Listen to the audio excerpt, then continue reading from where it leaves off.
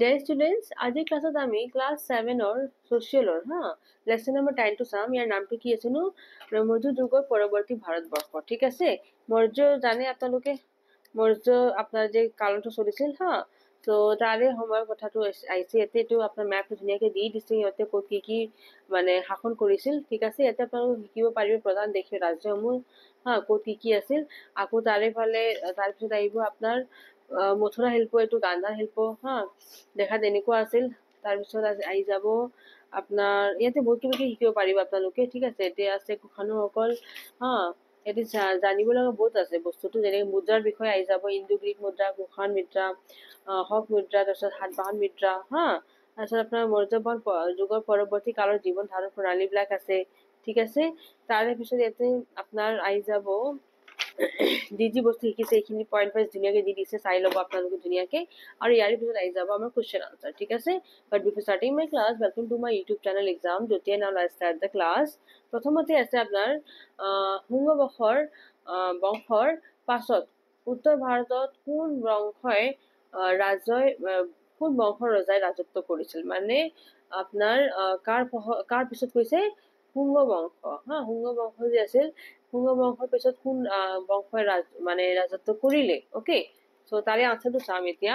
শুঙ্গ বংশৰ পিছত আপোনাৰ উত্তৰ ভাৰতৰ ইয়াতে চাব আপোনাৰ পেজ নম্বৰ 99 ইয়াতে দি আছে শুঙ্গসকলৰ পাছত উত্তৰ ভাৰতত কাৰ্ণ বংশই কি কৰিছিল? কিছুদিনলৈকে শাসন কৰিছিল, সেইখিনি বুলি মানে জনা যায়। ঠিক আছে, গতিকে সেইটো বস্তু ইয়াৰে এতিয়া আনসাৰটো হ'ব গতিকে কি হ'ব? কাৰ্ণ বংশ। ঠিক আছে, গতিকে শুঙ্গ বংশৰ পিছত উত্তৰ ভাৰতৰ কাৰ্ণ বংশৰ ৰজাই ৰাজত্ব কৰিছিল। ঠিক আছে, এইটো এনেকে দিব। ঠিক আছে, এইবিলাক এতিয়া অলপ মিছপ্ৰিণ্ট হৈছে, আপোনালোকে ঠিক কৰি ল'ব দেই, এনেকে নিদিব নেক্সট আমাৰ খ নম্বৰটো আছে, সাতবাহনসকলে ভাৰতৰ কোন অংশত ৰাজত্ব কৰিছিল। সাতবাহনসকলে ভাৰতৰ দক্ষিণাত্যত ৰাজত্ব কৰিছিল, আৰু এই ৰাজ্যখন উত্তৰ ভাৰত আৰু দক্ষিণ ভাৰতৰ যোগসূত্ৰ স্বৰূপ আছিল। অকে, খ নম্বৰটো হ'ল। নেক্সট আমি এতিয়া চাম গ নম্বৰটো, যে কলিংগ ৰাজ্যক আপোনাৰ বৰ্তমান কি নামেৰে জনা যায়? নহয়, কলিংগ ৰাজ্যক বৰ্তমান উৰিষ্যা। ঠিক আছে, উৰিষ্যা বুলি ক'ব, উৰিষ্যা নামেৰে জনা যায়। ঠিক আছে, নেক্সট আছে আপোনাৰ ঘ নম্বৰটো, ত্ৰিৰাজ্য বুলি কোন কেইখন ৰাজ্য বুজায় না? ত্ৰিৰাজ্য মানে এইটো চুৰ, চেৰা আৰু আপোনাৰ পাঞ্জাৱসকল প্ৰায় 400 বছৰ ধৰি ৰাজত্ব কৰিছিল। ওচৰাওচৰিকে থকা এই তিনিখন ৰাজ্যক একেলগে ত্ৰিৰাজ্য বুলি কোৱা হয়। ঠিক আছে, এইটো চুল হ'ব। ঠিক আছে, চুলটো আপোনাৰ ইয়াতে দিয়া আছে, এই পইণ্টটো চাওকচোন আপোনালোকে। চুল, চেৰা আৰু পাঞ্জাৱসকলে দক্ষিণ ভাৰতত প্ৰায় 400 বছৰ ৰাজত্ব কৰিছে, এইটোকে আমি কি বুলি কওঁ? ত্ৰিৰাজ্য বুলি কওঁ। ঠিক আছে, তো চুল, চেৰা আৰু পাঞ্জাৱসকল। ঠিক আছে, নেক্সট আপোনাৰ আহি যাওক প্ৰশ্ন ইংৰটো, কুশান বংশৰ সৰ্বশ্ৰেষ্ঠ ৰজা কোনে আছিল? চ' কুশান বংশৰ সৰ্বশ্ৰেষ্ঠ ৰজা আছিল কনিষ্ক। ঠিক আছে, কোনে আছিল? কনিষ্ক হয়। ঠিক আছে, এতিয়া নেক্সট উত্তৰ দেখিব দিছে। আমাৰ 1 নম্বৰটো হ'ল এতিয়া 2 নম্বৰটো চাওঁ।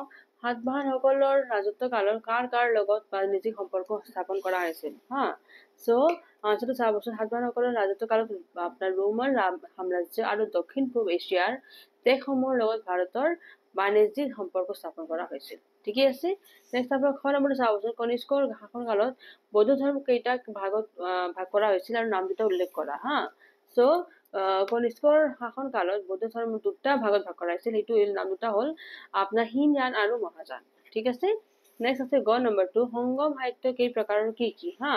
সংগম সাহিত্যটো 2 প্ৰকাৰ হয়, আৰু সেয়া হৈছে বৰ্ণনাত্মক আৰু নীতি শিক্ষামূলক। ঠিক আছে, সংগম সাহিত্যৰ পৰা এই সময়ৰ ৰাজনৈতিক, অৰ্থনৈতিক আৰু সামাজিক পৰিৱৰ্তন বিষয়ে জানিব পৰা হৈছিল। ঠিক আছে, এইটো হ'ল আমাৰ গ নম্বৰটো, সংগম সাহিত্য।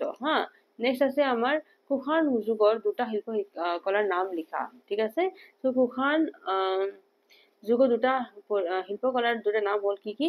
আপোনালোকক অলপ আগতে মই এটা পিকচাৰ দেখুৱাইছিলো নহয়, সেই পিকচাৰত আপোনালোকে চাবচোন কি আছিল। এটা আছিল কনিষ্ক ৰাজত্ব কালত উন্নতিৰ চৰম সীমাত উপনীত হোৱা মথুৰা আৰু অমৰাৱতী শিল্পকলা। আৰু নেক্সট আছে দ্বিতীয় নম্বৰটো, গ্ৰীক, ৰোমান আৰু বৌদ্ধ শিল্পৰ সংমিশ্ৰণত সম্পূৰ্ণ ভাৰতীয় শৈলীৰ গড় লৈ উঠা গান্ধাৰ শিল্পকলা। ঠিক আছে, এই দুটা হল আমাৰ মেইন শিল্পকলা সেই কুষাণ যুগৰ। ঠিক আছে, নেক্সট আমাৰ নম্বৰটো আছে মৌৰ্য পৰৱৰ্তী যুগৰ জনসিঞ্চনৰ বাবে ব্যৱহৃত দুটা ব্যৱহাৰৰ নাম লিখা। ওকে, চ' মৌৰ্য পৰৱৰ্তী আপোনাৰ যুগত জনসিঞ্চনৰ বাবে ব্যৱহৃত দুটা ব্যৱস্থাৰ নাম হল হৈছে নলা আৰু কুঁৱা।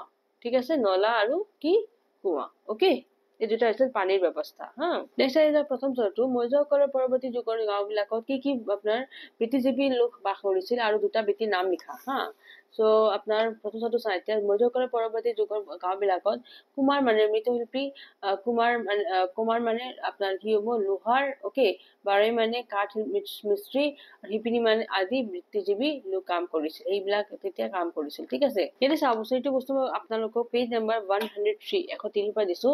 কুমাৰ, হা, কমাৰ, লোহাৰ, বাৰৈ মানে কাঠ মিস্ত্ৰী আৰু শিপিনী আদি বৃত্তিজীৱী লোকে বাস কৰিছিল, ইয়াৰ পৰাই দিছো মই। ঠিক আছে, এতিয়া নেক্সট আমাৰ 3 প্ৰশ্নটো চাবচোন, মিলাব দিছে ক আৰু খ অংকটো মিলাব দিছে। মহামেঘ বাহনটো কি হব আপোনাৰ কলিংগ হব 1 নম্বৰটো।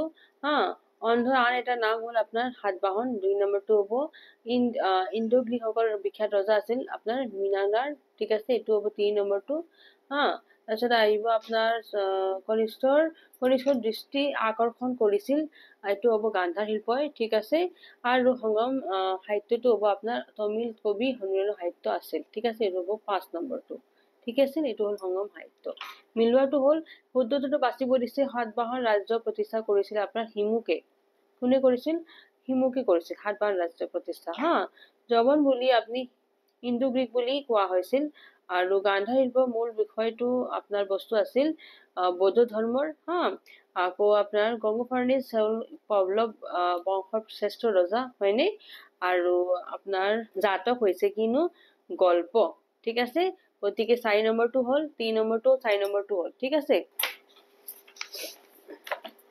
তাৰপিছত আহি যাওঁ আমাৰ কেইটামান শুদ্ধটো বাছি দিব দিছে, যেনেকে আপোনাৰ কাঠস্থ আছিল আপোনাৰ সাতবাহন লোকৰ দিনৰ এখন উল্লেখযোগ্য গ্ৰন্থ, এইটো সঁচা হব।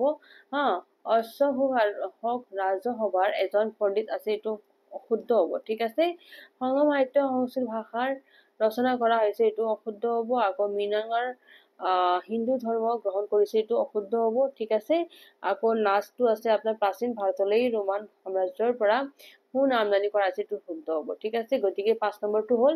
তাৰ পিছত আছে আপোনাৰ চমু টোকা লিখিব দিছে অৰ্থনীতি, সমাজনীতি আৰু সংস্কৃতিৰ ওপৰত আলোকপাত কৰি কনিষ্কৰ ৰাজত্ব কাল বৰ্ণনা কৰা। হা, তাৰমানে কনিষ্কৰ বস্তুটো কনিষ্ক যে আছিল তেওঁ ৰাজত্ব কালটো বৰ্ণনা কৰিব দিছে। ঠিক আছে, গতিকে এতিয়া ক নম্বৰটো চাওঁ।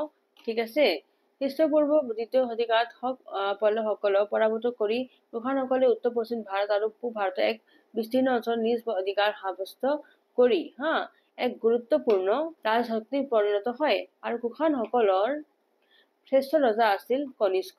ঠিক আছে, কনিষ্কৰ দিনতে ভাৰতৰ অৰ্থনীতি, সমাজনীতি আৰু সংস্কৃতি অতি সুন্দৰভাৱে বিকশিত হৈছিল। নহয়, অৰ্থনৈতিক দিশত প্ৰান্তৰ বাণিজ্য আৰু বহিঃ বাণিজ্য উভয় ক্ষেত্ৰতে কনিষ্কৰ যুগে উন্নতিৰ উচ্চ শিখৰ পাইছিল। হা, ভাৰতীয় মছলা, জলকীয়া, চন্দন, হাতী দাঁত, হীৰা আদি বিদেশলৈ ৰূপান্তৰিত কৰা হৈছিল। ঠিক আছে, বা ৰপ্তানি কৰা হৈছিল, মানে বেলেগ ফালে পঠোৱা হৈছিল। আনহাতে ৰোমান সাম্ৰাজ্যৰ পৰা সোণ আমদানি কৰা হৈছিল।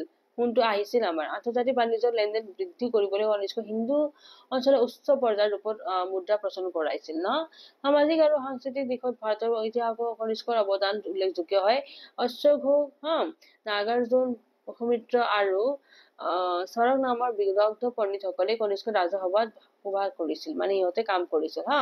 সা পোছাকৰ ক্ষেত্ৰত ভাৰতীয়সকলে গ্ৰীকসকলক অনুকৰণ কৰিছিল আৰু কনিষ্কৰ বৌদ্ধ ধৰ্ম গ্ৰহণ কৰিছিল, আৰু এই ধৰ্মৰ বহুল প্ৰসাৰৰ বাবে ব্যৱস্থা গ্ৰহণ কৰিছিল। আৰু কনিষ্ক দিশত গ্ৰীক, ৰোমান আৰু বৌদ্ধ ধৰ্মৰ সংমিশ্ৰণ গঢ় লৈ উঠা গান্ধাৰ শিল্পকলা আৰু মথুৰা আৰু অমৰাৱতীৰ শিল্পকলা উন্নতিৰ উচ্চ শিখৰত আৰোহণ কৰিছিল। এইটো হ'ল আমাৰ কনিষ্কৰ বিষয়ে। গোটেইখিনি অৰ্থনীতি, সমাজনীতি আৰু সংস্কৃতিৰ ওপৰত ধুনীয়াকে মই চমু টোকা দি দিছো, ধুনীয়াকে লিখিব। ঠিক আছে, নেক্সট আমাৰ খ নম্বৰটো আছে আমাৰ ভিডিঅ'ৰ আজি লাষ্ট কুৱেশ্যন থাকিব এইটো হ'ল আপোনাৰ খ নম্বৰটো মৌৰ্য যুগৰ পৰৱৰ্তী সময়ত সাধাৰণ মানুহৰ জীৱন ধাৰণ প্ৰণালী আৰু কেনেকুৱা আছিল কেনেকৈ বৰ্ণনা কৰিব দিছে ঠিক আছে চ' আপোনাৰ এইটো মই দি আছো ইয়াতে খ নম্বৰটো চাই এতিয়া মৌৰ্য যুগৰ পৰৱৰ্তী সময়ত সাধাৰণ মানুহৰ জীৱন ধাৰণ প্ৰণালী অতি সহজ সৰল আছিল বহুত ধুনীয়া আছিল সেই সময়ত দক্ষিণ আৰু উত্তৰ ভাৰতৰ গাঁওবিলাকত কমেও 3 শ্ৰেণীৰ লোকে বাস কৰিছিল হা দক্ষিণৰ অঞ্চলৰ 3 শ্ৰেণীৰ মানুহ হ'ল আপোনাৰ জমিদাৰ কৃষক আৰু শ্ৰমিক বা ভৃত্য বুলি কয় উত্তৰ ভাৰতৰ 3 শ্ৰেণীৰ মানুহে বাস কৰিছে আৰু সেইবোৰ হ'ল বংশানুক্ৰমে হোৱা গাঁৱৰ মুখিয়াল সৰু সৰু স্বাধীন কৃষক জমিদাৰ আৰু ভূমিহীন শ্ৰমিক যাৰ মানে ভূমি নাই হা গাঁৱৰ মুখিয়াল গৰাকী শক্তিশালী জমিদাৰ আছিল আৰু তেওঁ গাঁৱৰ ৰাজহ আদায়ৰ দায়িত্ব লোৱাৰ উপৰি বিচাৰক আৰু শান্তিসমূহ ভূমিকা পালন কৰিছিল ঠিক আছে আৰু গাঁৱৰ সাধাৰণ প্ৰজাসকলে কৃষি কৰ্মৰ লগত জড়িত আছিল আৰু তেওঁলোকে উন্নত মানেৰ কৃষি পদ্ধতিত কি কৰিছে অৱলম্বন কৰিছিল প্ৰায়বোৰ গাঁৱৰ কুমাৰ কমাৰ বাৰৈ শিল্পিনী আদি পৃথিৱীৰ লোকে বাস কৰিছিল ঠিক আছে গতিকে গোটেই ধুনীয়াকে মই মৌৰ্য যুগৰ সময়ত কেনেকৈ জীৱন প্ৰণালী চলিছিল মই ধুনীয়াকৈ দি দিছো চমুদুকা হিচাপে ধুনীয়াকৈ লিখি ল'ব আৰু এইটো মোৰ ভিডিঅ'ৰ লাষ্ট কুৱেশ্যন আছিল ঠিক আছে ইয়াতে আপোনালোকৰ তাৰে 7 নম্বৰটো প্ৰকল্প আছে আপোনালোকে নিজেই বোৰ্ড হিচাপে কৰিব ঠিক আছে আৰু ইয়াৰ লগত মই ভিডিঅ'টো ইয়াতে ফিনিশ কৰিলো যদি আপোনালোকে ভিডিঅ'টো ভাল পাইছে please press the like button আৰু যদি সাবস্ক্ৰাইব কৰা নাই সাবস্ক্ৰাইব কৰিব ঠিক আছে এন্ড অবভিয়াসলি শ্বেয়াৰ কৰিব ভিডিঅ'টো এটা নিজৰ ফ্ৰেণ্ডৰ লগত হা আৰু এটা কথা ক'ব গৈছো বেলেগ সাবজেক্টৰ কোৱেশ্যন মই প্ৰভাইড কৰিছো সেম এক্সাম চেনেলত just you go to the home page okay and তলৰ ফালে যাব তাতে আপোনালোকে ভিডিঅ'জ কেইটা পাই যাব বেলেগ সাবজেক্টৰ কোৱেশ্যন পাই যাব ঠিক আছে থ্যাঙ্কস ফৰ ওয়াচিং জয় হিন্দ